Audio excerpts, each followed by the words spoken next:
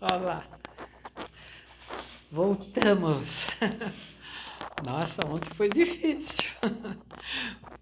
Vamos continuar da onde paramos então, tá bom? Estamos lendo Gaia, de Leandro Motin. Ali percebi que a Índia tem o poder de chacoalhar nossa estrutura interna. Faz-nos ter certeza de que não sabemos nada de nada. Sentia que havia duas forças operando dentro de mim. Uma que não queria olhar e outra que não conseguia parar de olhar. De repente, você esquece quem é. E quando se recupera, os pensamentos já não são mais os mesmos. A mente para e os pensamentos são levados juntos com a fumaça. A nova percepção parece mais limpa e real. Os hindus não escondem a morte como no Ocidente. Tratam-na como um processo natural de final de um ciclo e de início de um novo. Os sadhus acreditam que seja um bom exercício espiritual contemplá-la. A sabedoria milenar, escondida nas entranhas da Índia, escava a alma profundamente. Bom, esse foi o que ele escreveu, né, sobre a sua primeira impressão sobre a Índia. Fechou aspas. 2 anos depois desse primeiro contato, eu estava de volta à Incredible India. Incredible India é o nome de uma campanha de marketing internacional feita pelo governo indiano anos atrás para promover o turismo no país. O nome da campanha soa comercial num primeiro momento. Todavia, os que enfrentam os desafios da Índia se deparam com uma das seguintes probabilidades: ou surtam, ou dizem exatamente isso, que ela é incrível. Nunca um marketing esteve tão próximo da realidade, da experiência singular de mergulhar no âmago atemporal de uma terra que exala o perfume misterioso da espiritualidade em meio ao caos. As pessoas costumam dizer que a primeira impressão é a mais forte, mas eu não diria isso sobre a Índia. Provavelmente, se você for lá 10 vezes, ficará chocado nas 10. A Índia tem cores vibrantes, tem flores e cheiro de incenso. Infinidade de templos, diversas manifestações de divindades e símbolos sagrados que remetem ao Supremo. A cultura mergulha em histórias que em um primeiro momento parecem ingênuas, mas que na verdade têm poderosos simbolismos ocultos que driblam a mente para que a mensagem espiritual chegue até o coração. Conchas são tocadas no alvorecer para despertar a alma. O silêncio permeia sons de flauta, harpa e cítara. O colorido também está nas escrituras. E sinto curiosidade para saber o que ocorreu no momento crucial da grande batalha de Kurukshetra, descrita no Bhagavad Gita. Nota de rodapé.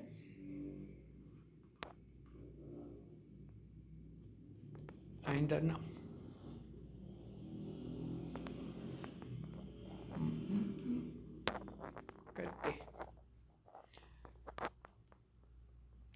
que é assim. É que tem um asterístico e o número embaixo. Então, vamos lá. Vou repetir aqui, que até me perdi aqui. O colorido também está nas escrituras. E sinto curiosidade para saber o que ocorreu no momento crucial da grande batalha de Kurukshetra, descrita no Bhagavad Gita. A nota de rodapé refere-se ao Bhagavad Gita. Bhagavad Gita é uma escritura hindu que relata o diálogo de Krishna, considerado como a suprema personalidade de Deus, verdade absoluta e inconcebível, com Arjuna, o discípulo guerreiro, em pleno campo de batalha. Arjuna representa o papel de uma alma confusa sobre o seu dever e recebe iluminação diretamente de Krishna, que o instrui na ciência da autorrealização. Então, voltando lá, em que Arjuna enfrenta a dúvida mais cruel de sua vida, quando deixa o arco escorregar de suas mãos e praticamente desiste de lutar.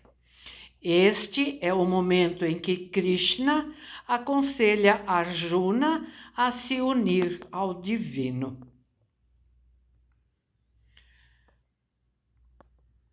Um trechinho, então, do Bhagavad Gita, que diz: portanto, ó Arjuna, em todas as circunstâncias, seja um yogi.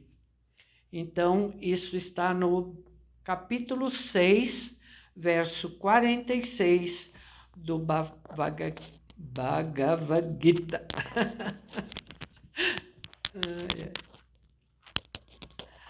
Todavia, em meio aos encantos da Índia, existem aspectos menos coloridos, difíceis de serem absorvidos e que não podem ser negados. A pobreza, a superpopulação, a sujeira e a mendicância parecem não ter fim. Em meio à penosa realidade, algo me impressionou profundamente: a calma dos indianos em meio a todo esse caos. Aos poucos, fui descobrindo o segredo da Índia. Ela deve ser sentida. Deve ser sentida como uma dança. É possível dançar no caos. E essa é uma lição que serviu para a minha vida. Os indianos sabem disso há muitos e muitos anos. Uma dança colorida, impulsionada pela alegria e também pelos mantras, que são músicas sutis e belas, com letras poderosas que foram escritas em sânscrito há milênios de anos. Gurus dizem que os mantras podem ajudar na proteção e condução da desafiadora jornada humana, até que a graça divina rasgue o véu de Maya, ou seja, até que a ilusão de nossa tela mental desapareça completamente. A vibração dos mantras está em harmonia com os tons da natureza e do universo. Os hindus acreditam que por trás do véu está o Espírito Supremo Cósmico, aquilo que não pode ser alcançado apenas com o intelecto. A prática espiritual se fundamenta no culto aos avatares da divindade suprema, centrada na Trimurti, a trindade constituída por Brahma, Vishnu e Shiva, que simbolizam respectivamente a criação, a conservação e a destruição. Por exemplo, Vishnu vem ao mundo em diferentes formas, quando um grande mal ameaça a Terra. Os avatares mais conhecidos de Vishnu são o 8º, Krishna, e o 9º, Buda. A compreensão de que Buda é uma manifestação de Vishnu confere uma bonita ponte espiritual entre a metafísica hindu e budista. Parece haver uma misteriosa interconexão entre absolutamente tudo, um horizonte que vai além das metafísicas religiosas. Todavia, a Índia já sabe disso. Lá, as diferentes espiritualidades são respeitadas e convivem, até onde eu vi, de forma pacífica. Ainda no norte da Índia, visitei 2 lugares fabulosos, Amritsar e Rishikesh.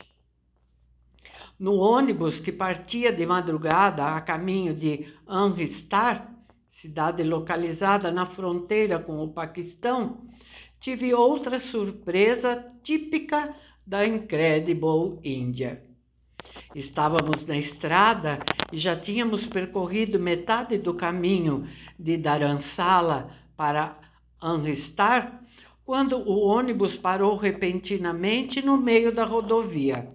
O motorista gritou: "Strike!" ou strike, não sei se é na língua deles ou se é em inglês. O que ele gritou foi greve. Eu tinha escutado perfeitamente e sabia que strike, acho que é em inglês mesmo que ele falou, significava greve, mas não conseguia acreditar no que estava ouvindo. Com a mochila carregada, desci do ônibus como todos os outros passageiros. Fiquei um tempo na beira da estrada. Algum tempo depois, ainda perplexo, vi o pessoal correndo na direção de outro ônibus que passava. Sem saber se o ônibus ia na direção de Amritsar, fiz o mesmo e comecei a correr, desajeitado, com a mochila volumosa nas costas. O ônibus não parou, mas diminuiu a velocidade o suficiente para permitir que meia dúzia de pessoas pulassem para dentro do veículo. Estava entre as tais pessoas que correram por instinto, e quando consegui me equilibrar ofegante dentro do veículo, perguntei ao motorista: "Amritsar? Amritsar?" Ele fez um sinal de cabeça quase imperceptível, que parecia afirmativo. Finalmente, um jovem indiano me acenou para sentar no último assento disponível e confirmou que sim, estávamos indo para Amritsar. Em Amritsar, hospedei-me no Golden Temple, o centro espiritual e cultural da religião Sikh. Todos os que seguem essa religião usam turbante. Para conhecer o interior do santuário Sikh, deve-se remover o calçado e colocar um lenço na cabeça.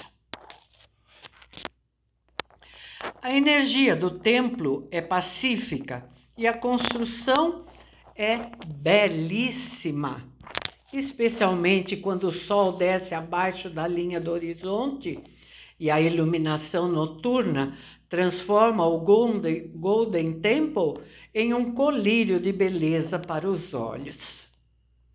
Dormi na ala dos visitantes estrangeiros, uma espécie de alojamento coletivo, embora pequeno. À noite, levantei-me para ir ao banheiro. No caminho, passei pelo pátio interno do prédio dos visitantes e vi dezenas de indianos deitados no solo sobre um grande tapete verde. Observava aquela cena em que pessoas estavam ali porque buscavam um fim para seu sofrimento, que poderia ser físico, mas também da alma. Senti compaixão e proximidade com aquelas pessoas, embora não as conhecesse. Seguiam um caminho metafísico diferente e desconhecido para mim, mas todos pareciam buscar uma forma de aliviar seus sofrimentos e serem felizes. Abre aspas. A alma humana tem sede de Deus, seja qual for o caminho escolhido. A alma humana tem muita sede de Deus. Fecha aspas. Refleti, vendo todos aqueles corpos deitados no chão. Sentia-os conectados a mim.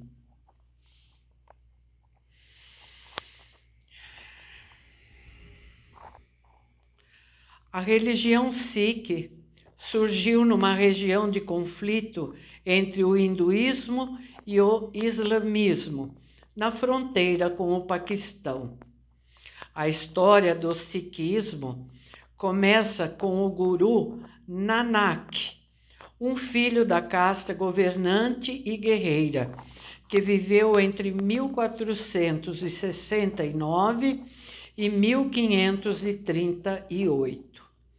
Ele foi influenciado por homens santos dos ramos místicos Bhakti, do hinduísmo, e Sufi, do Islã.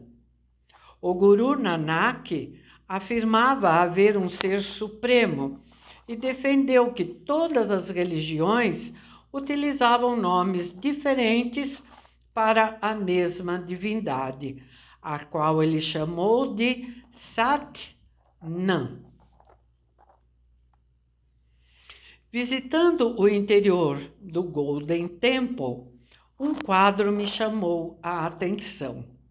Ele expressava um momento em que um guru, um dos 10 gurus da linhagem Sikh, estava reunido com crianças embaixo de uma árvore.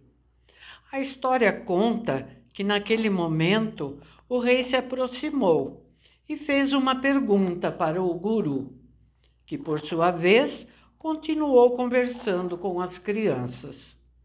O rei, furioso por não ter recebido a devida atenção, desembainhou a espada e ameaçou o homem santo. Este, por sua vez, voltou-se para o rei e disse: Onde estavam você e sua espada nos tempos da guerra?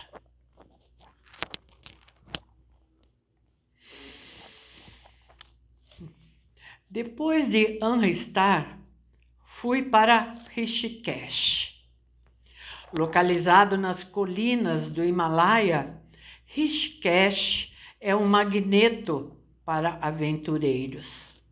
A principal atração são as águas verde esmeralda do Ganges, que dançam desde as nascentes do Himalaia por entre florestas até abençoar as comunidades hindus. Diferentemente das águas escuras e lodosas do Ganges em outras regiões, as águas em Rishikesh são verdinhas e, apesar de geladas, convidativas ao banho. O Ganges não é apenas um rio. Para os hindus, é a mãe divina, guardiã do néctar da vida. Sua fonte está no céu e jorra luz como uma cachoeira resplandecente através do Himalaia, para finalmente fluir como um rio de bênção.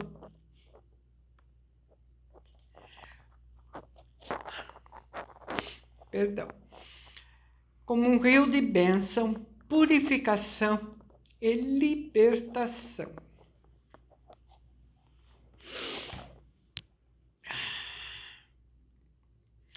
Sentado à mesa na varanda de um restaurante, contemplava o sol que deslizava vagarosamente para o horizonte atrás do rio Ganges, um espetáculo da natureza que faz qualquer mente humana desacelerar e silenciar.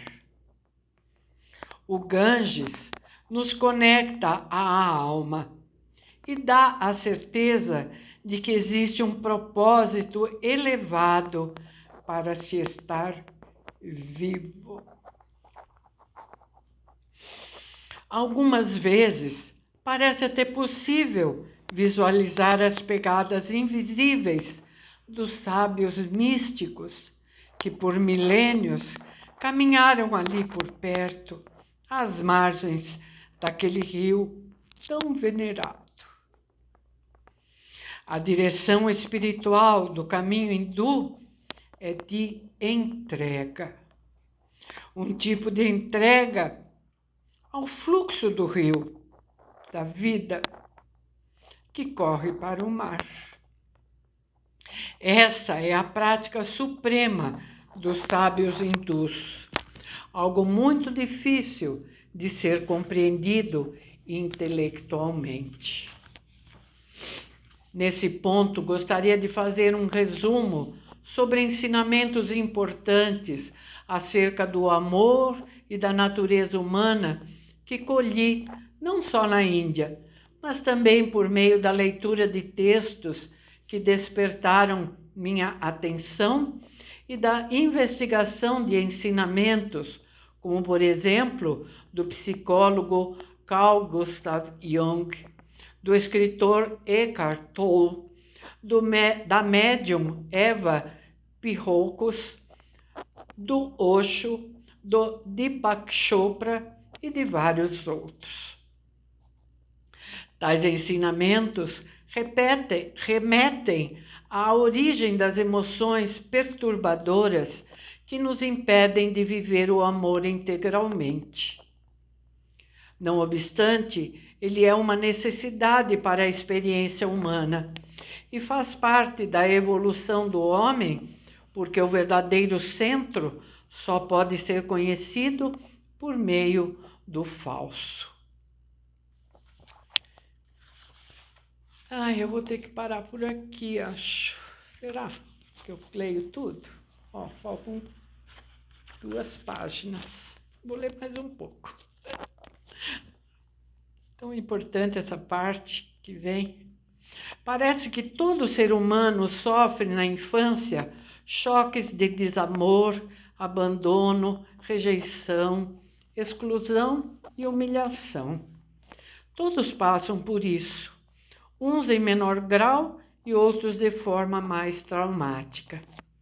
Nesses choques, a criança começa a perder o contato com sua própria essência e se afasta da espontaneidade. Inicia-se a formação do ego, do falso centro, e da ativação do corpo de dor.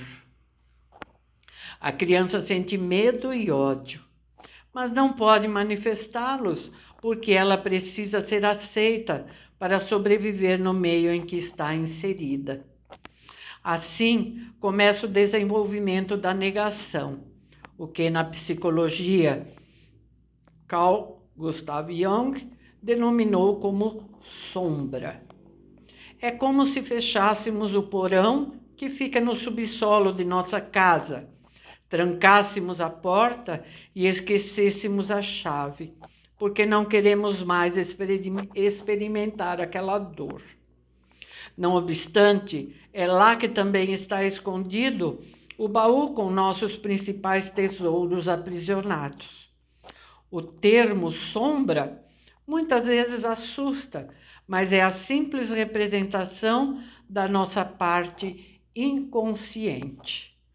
O caminho para o ser humano recuperar a integridade e iluminar a sombra é o conhecimento sobre sua própria natureza, ou seja, o conhecimento de si mesmo. Não encontrei outro caminho. Os relacionamentos humanos são importantes e nos ajudam, porque refletem em espelho nosso mundo interior.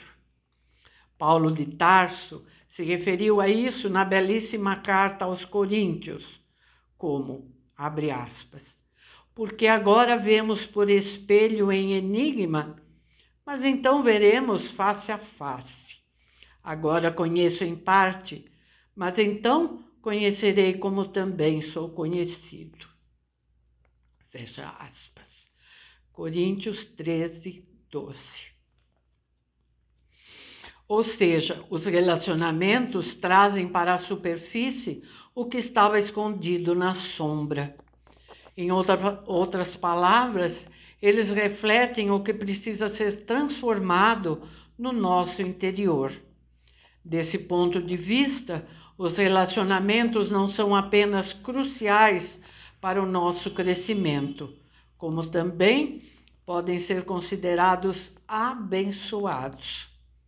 Contudo, é necessário coragem e grande força para descer os degraus em direção ao referido porão. Ai, que vontade de continuar.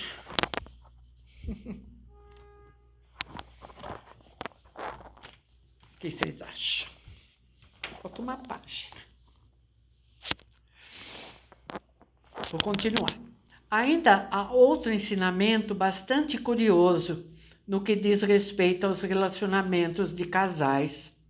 O relacionamento afetivo tem energia poderosa e ativa a nossa parte inconsciente, a sombra.